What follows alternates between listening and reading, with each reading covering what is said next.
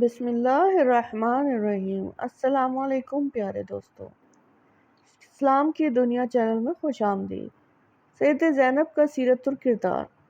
سید زینب رضی اللہ تعالیٰ عنہ بازار کوفہ میں کوفیوں سے خطاب کرتے ہوئے خطبہ حضرت زینب یزید کے دربار میں۔ میدان کربلا میں 10 محرم الحرام 61 ہجری کے دن اگر کڑیل جوانوں، بوڑھے بچوں اور شیرخوار مہمانوں، اصحابہ محترم اور خاندان رسول اللہ صلی اللہ علیہ وآلہ وسلم سے تعلق رکھنے والوں نے اپنی جانوں کی قربانیاں دے کر تاریخ رقم کی ہے، تو اس مارکے کا حق و باطل میں خواتین، جنہیں عام طور سے صنف نازک کہا اور سمجھا جاتا ہے، نے بھی ایسا کردار ادا کیا کہ اسے کبھی فراموش نہیں کیا جا سکتا۔ ان خواتین میں بنت علی رضی اللہ تعالیٰ عنہ سیدہ زینب کا نام تو تاریخ کربلا میں نقوش ہے۔ حضرت امام حسین رضی اللہ تعالیٰ عنہ بے حد محبت رکھنے والی سید زینب رضی اللہ تعالیٰ عنہ نے کربلا کی داستان کا وہ باب رقم کیا جسے امام حسین رضی اللہ تعالیٰ عنہ نے ادھورا چھوڑا تھا۔ امام حسین رضی اللہ تعالیٰ عنہ کی شہادت کے بعد بہت زیادہ سخت وقت تھا جب آپ کا کردار شروع ہوا۔ حضرت امام حسین رضی اللہ تعالیٰ عنہ کی شہادت کے وقت اور اس کے بعد سید زینب رضی اللہ تعالیٰ عنہ پر کون سی ذمہ داریاں عائد ہوتی تھیں جنہیں آپ نے بہت خوبصورتی کے ساتھ ادا کیا۔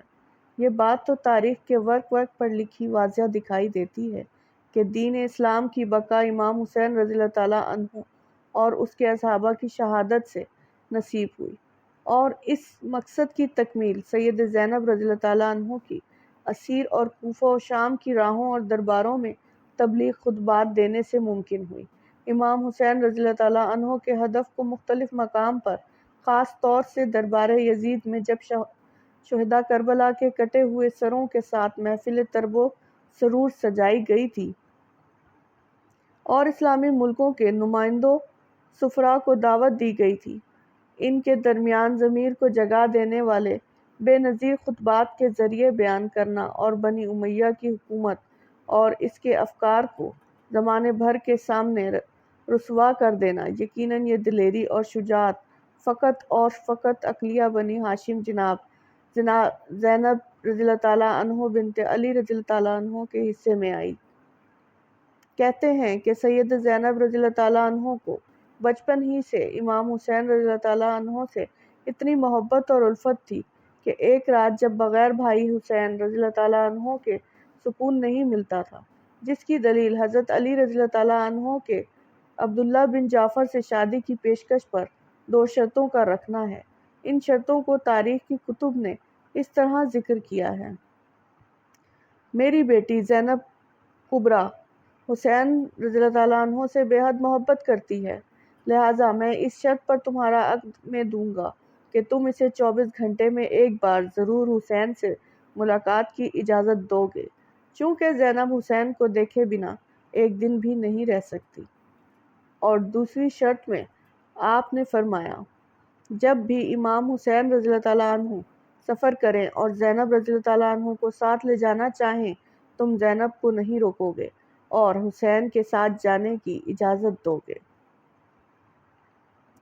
سبحان اللہ۔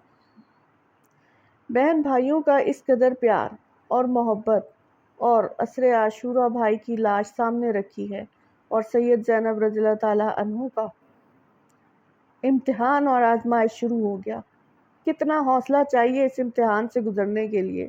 اگر یہاں پر سیدہ ہمت ہار جاتی تو کربلا کے لاکھوں رکال صحرا میں لکھی گئی داستان شجاعت و حریت کا علم کسی کو بھی نہ ہوتا۔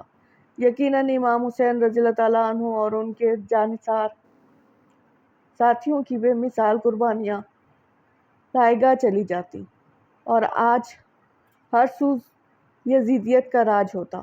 دین کی شکل نہ جانے کیسی ہوتی، جو بھی ہوتی وہ محمد رسول اللہ صلی اللہ علیہ وآلہ وسلم کا لایا ہوا دین ہرگز نہ ہوتا۔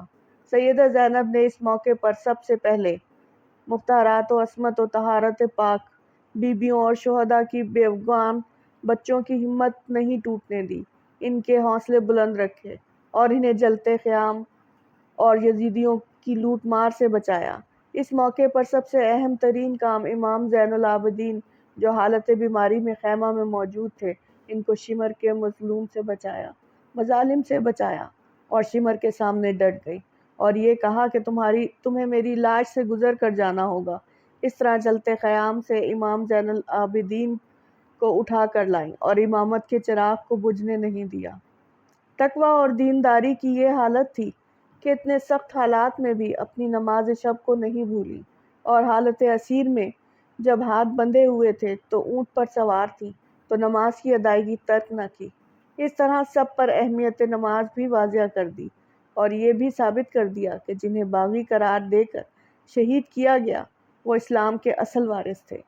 اس کے بعد بازاروں اور درباروں میں دیے گئے خطبات بھی تاریخ کے سنہرے ابواب ہیں، اور ان خطبات نے ہی ان صورتحال کو تبدیل کر دیا جو یزیدیوں نے اپنے حق میں بنائی تھی۔ یہ خطبات کیا تھے؟ ان پر دقت اور غور کرنے کی ضرورت ہے۔ حضرت سید زینب رضی اللہ تعالیٰ عنہ کے خطبات سے چند اقتباس۔ حضرت سید زینب رضی اللہ تعالیٰ عنہ عبید اللہ بن زید کے دربار میں یوں گویا ہوئیں: خدا کا شکر ہے کہ اس نے اپنے رسول کے ذریعے ہمیں عزت بخشی اور گناہ سے دور رکھا۔ رسوا تو صرف فاسق ہوتے ہیں، جھوٹ تو صرف تجھ جیسے ابن زید کو منہ توڑ جواب دیتے ہوئے اپنی دلیری کا یوں مظاہرہ کیا۔ بدکار بولتے ہیں، الحمدللہ کہ ہم بدکار نہیں ہیں۔ سیدہ زینب رضی اللہ تعالیٰ عنہ بازار کوفہ میں کوفیوں سے خطاب کرتے ہوئے: اے مکار، غدار، خائن کوفیوں، خدا کبھی تمہارے آنسوؤں کو خشک نہ کرے۔ تمہاری قسمت میں سوائے خدا کی ناراضگی اور عذاب دوزخ کے سوا کچھ نہیں ہے۔ رو اور خوب رو، چونکہ تمہارے نصیب میں صرف رونا ہی لکھا ہے۔ ذلت و خواری تمہارا مقدر بن چکی ہے۔ تم نے کام ہی ایسا کیا ہے کہ قریب ہے آسمان اور زمین پر آ جائیں، آسمان زمین پر آ جائے، زمین پھٹ جائے، پہاڑ ٹکڑے ٹکڑے ہو جائیں۔ اگر خدا کا عذاب ابھی تم پر نہیں آیا، اس کا یہ مطلب نہیں کہ تم محفوظ ہو۔ خدا عذاب کو ہمیشہ فوراً نہیں بھیجتا، لیکن ایسا بھی نہیں ہے کہ مظلوموں کو انصاف نہ دلائے۔ سید زینب رضی اللہ تعالیٰ عنہ کی فصاحت و بلاغت اور لب و لہجے کا یہ حال تھا کہ ہر کوفی حیران تھا۔ کیا علی دوبارہ آ گئے؟ باپ اور بیٹی کے درمیان ایسی فکری اور لسانی شباہت تاریخ پیش کرنے سے قاصر ہے۔ خطبہ حضرت زینب رضی اللہ تعالیٰ عنہ یزید کے دربار میں۔ سید زینب رضی اللہ تعالیٰ عنہ نے فرمایا: خدا نے سچ فرمایا کہ جن لوگوں نے برے اور گھناؤنے کام کیے، ان کی سزا ان لوگوں جیسی ہے جنہوں نے الہی آیات کی تکذیب کی اور اس کا مذاق اڑایا۔ اے یزید، کیا تو الہی فرمان کو بھول گیا کہ خدا نے فرمایا کافر خوش فہمی میں مبتلا نہ ہو جائیں؟ اگر ہم نے مہلت دے دی ہے تو اس کا مطلب یہ ہوا کہ ہم ان کی بھلائی چاہتے ہیں۔ نہیں، ہرگز ایسا نہیں ہے، بلکہ ہم نے اس لیے انہیں مہلت دی تاکہ زیادہ سے زیادہ گناہ کر سکیں اور آخرکار سخت ترین عذاب میں گرفتار ہوں اور ان کی بخشش کا کوئی راستہ نہ رہ جائے۔ اے اس آدمی کے بیٹے جسے میں جد پیغمبر صلی اللہ علیہ وآلہ وسلم نے اسیر کرنے کے بعد آزاد کر دیا، کیا یہی عدل و انصاف ہے کہ تو اپنی عورتوں اور کنیزوں کو پس پردہ بٹھائے اور رسول صلی اللہ علیہ وسلم کی بیٹیوں کو اسیر کر کے دریا بدریا پھرائے؟ اے یزید، تو نے ابھی اپنے آباء و اجداد کو یاد کیا ہے، چونکہ ہمارے جوانوں کو شہید کر دیا ہے۔ گھبراؤ نہیں، تم بھی جلد انہی کے پاس پہنچنے والے ہو، اور پھر تمہیں تمنا کرو گے اے کاش تمہاری زبان گونگی ہو گئی ہوتی اور اہل بیت رضی اللہ تعالیٰ عنہ کو برا بھلا نہ کہتے۔ اے کاش تمہارا ہاتھ شل ہو گیا ہوتا۔ جو لوگ راہ خدا میں قتل کر دیے گئے ہیں، انہیں ہرگز مردہ نہ سمجھنا، بلکہ وہ زندہ ہیں اور اللہ کی طرف سے رزق پاتے ہیں۔ یزید، تیری حیثیت میری نگاہ میں نہایت پست اور حقیر ہے، اور میں بے پناہ تیری ملامت کرتی ہوں اور تجھے بہت ذلیل اور خوار سمجھتی ہوں۔ یزید، تمہیں ہرگز یہ گمان نہ ہو کہ تمہاری حشمت و جلالت اور حکومت سے میں مرغوب ہو جاؤں گی۔ کتنی عجیب بات ہے کہ لشکر خدا آزاد کردہ غلام اور غلام زادے اور لشکر شیطان کے ہاتھوں تبلیغ کر دیا جائے اور ہمارے خون سے اپنے ہاتھوں کو رنگین کر لے۔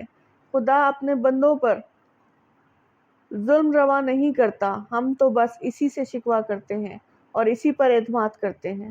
لہٰذا جو فریب و ہیل چاہے کر لے اور جتنی طاقت ہے آزما لے اور کوشش کر کے دیکھ لے، خدا کی قسم ہم اور ہماری یادوں کو مومن کے دل سے نہ مٹا سکے گا اور ہمارے گھر میں نزول وحی کو کبھی جھٹلا نہ سکے گا۔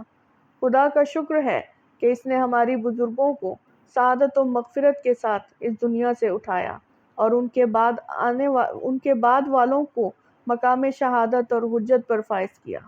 سید زینب رضی اللہ تعالیٰ عنہ کے ان خطبات نے انقلاب کا آغاز کر دیا، خصوصی طور پہ جب آپ نے یزید کے دربار میں اسے آئینہ دکھایا اور اس حال میں کہ آپ اسیر تھیں، آپ کے بھائی کا سر مبارک اس کے سامنے تھال میں رکھا تھا اور وہ نواسہ رسول صلی اللہ علیہ وسلم کے دندان مبارک پر چھڑی مار کر توہین کر رہا تھا۔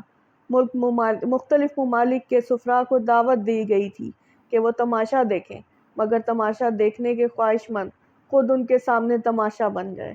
حضرت امام رضی اللہ تعالیٰ عنہ نے اگر لک و دکا صحرا میں کربلا کے نام سے اسلام کی بنیاد کو قائم اور دائم کیا، تو بہن نے اس بنیاد پر کوفہ اور شام کے درباروں اور بازاروں میں خطبات دے کر اسلام کی ایسی پختہ عمارت بنا دی کہ پھر کسی کو ہمت نہ ہوئی کہ اس انداز میں اسلام پر وار کرے۔